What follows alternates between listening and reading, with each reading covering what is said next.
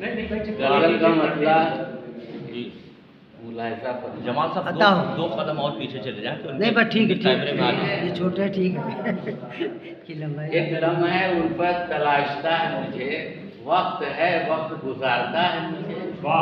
एक लम्हे उल्फत तलाशता है मुझे, वक्त है वक्त गुजारता है मुझे। कैसे बचा कर रखता हूँ मैं तन्हाई, सारा ही शहर तो पुकारता है मुझे। मर जाऊं न कहीं मैं इतना ठंडा होके, मर जाऊं न कहीं मैं इतना ठंडा होके।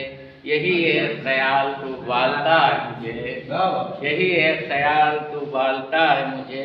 नाराज भी रहता है मुझसे अक्सर मगर ऐसी नरमी से वही पुकारता है।